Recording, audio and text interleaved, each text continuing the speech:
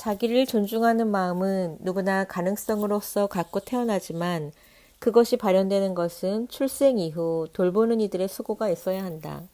농부 그림이 보인다. 농부가 밭에 씨를 뿌려야 그 씨가 자라 싹이 나고 열매를 맺듯 사람도 그렇다. 칭찬과 격려로 미숙덩어리 인간 아이를 지속적으로 기르면 아이도 그것을 학습하여 자기 스스로를 그렇게 칭찬해주고 격려한다. 그것이 습관이 될 적에 성격으로 굳어지는 것이다.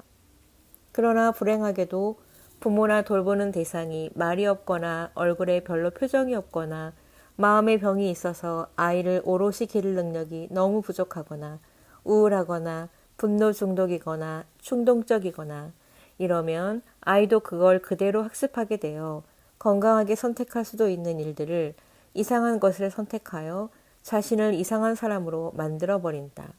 이게 불행이고 슬픈 운명이 되는 것이다. 믿든 아니 믿든 하나님은 인간을 창조하신 후 자유의지라는 것을 주셨다. 이게 문제다. 신은 완벽하시기에 자유의지를 통제하는 능력이 있으셨겠지만 흙덩어리로 지음받은 인간에게 그런 능력이 부여되었다. 해도 경험이 없으니 시행착오가 없으니 오류의 가능성은 차고 넘치는 것이다. 그래서 프랑스 철학자 장볼 사르트르는 신은 인간에게 자유의지를 선고하셨다고 한 것이다. 다시 말해 자유의지 자체가 인간에게는 좋은 선물 같아 보여도 인간을 스스로 심판하는 선고와 같다고 본 것이다. 하지만 사르트르는 너무 자유의지를 선물이 아닌 선고라는 부정적 시선으로 바라본 것이다. 신이 주신 자유의지는 분명 최고의 선물이었다. 인간을 자기 형상으로 빚으시고 그 인간에게 신만이 갖는 자유의지를 주셨으니 이 얼마나 엄청난 은혜인가.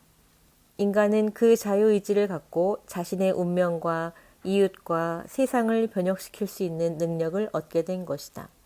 문제는 자신은 별 볼 일 없는 인간이라 선택하는 마음이다. 그럼 그때부터 정말 별 볼 일 없는 선택을 한다. 그렇게 되면 내가 나이지만 인간 자체가 모든 것을 상대화하는 능력이 있다 보니 자기 스스로를 바라보는 능력을 갖고 있는데 그 능력으로 자신을 그렇게 평가하게 된다. 넌 별 볼 일 없는 인간이야. 이건 마치 하드웨어에 너 별 볼 일 없는 인간이야 라고 입력하는 것과 같다. 이후 그 컴퓨터는 별 볼 일 없는 소프트웨어를 설치하기 시작한다. 별 볼 일 없는 친구와 별 볼 일 없는 행동을 한다. 그리고 별 볼 일 없는 결과를 맞이한다. 그리고 그게 숙명이려니 운명이려니 하며 다시 체념하고 별 볼 일 없는 삶을 반복하다 죽는다. 이게 얼마나 황당한 결과인가.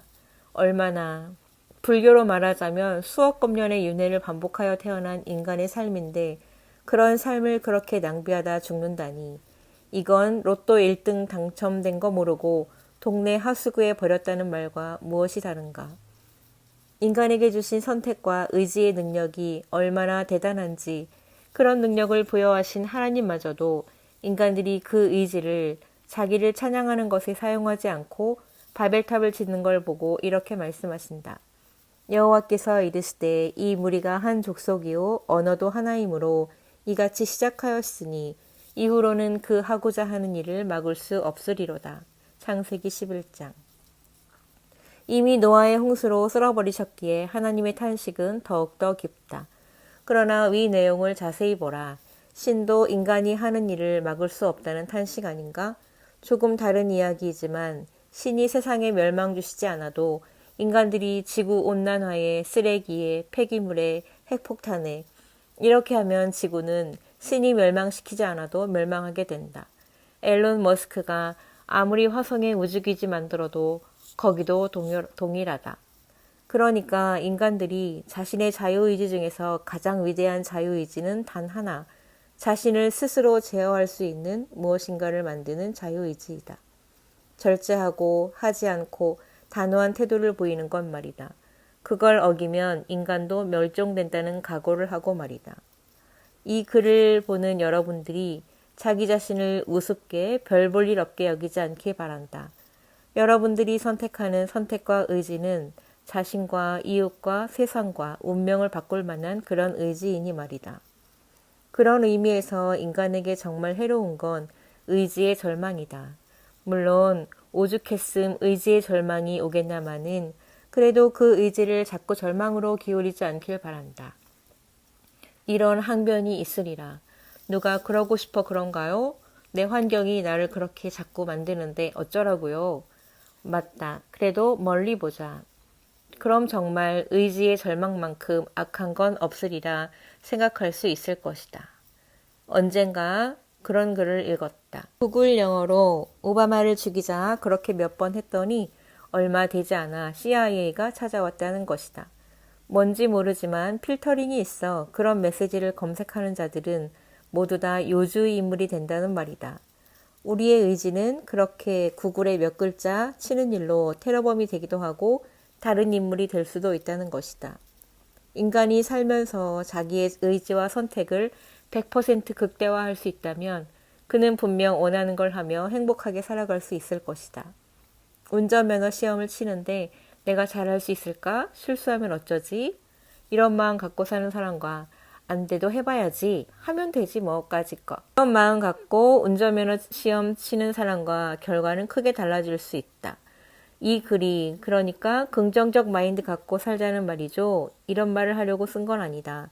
그런 차원을 넘어선다. 인간의 선택 능력과 의지의 능력은 엄청난 것이라고 말을 하고 싶은 것이다. 그러니 오늘만이라도 스스로를 귀하게 여기고 오늘만은 좋은 걸 먹고 좋은 걸 보고 좋은 휴식을 갖고 좋은 음악을 듣고 좋은 사람을 만나 늘 자주 쓰듯 소확행을 누리길 바란다. 무기력과 절망이 가장 나쁜 적이라는 점을 인식하고 말이다. 이런 글을 읽고도 다시 이런 이야기였구나 그러면서 다시 절망을 학습하지 않기를 바란다. 자존심이 몹시 상해 그럴 수 있지만 계속 그리 살면 정말 자존심을 생각할 여유조차 없는 바닥 인생이 된다. 누가 그러라 시킨 것도 아닌데 말이다. 그런 이들에게 사르트르의 말은 예언과 같다. 자유의지는 내 인생의 선고와 같다. 버나드 쇼의 묘비명으로 글을 맺는다. 내 인생 우물쭈물 살다 이렇게 끝날 줄 알았다. 이 글은 변상규 교수의 열린 연구실에서 옮겨옵니다.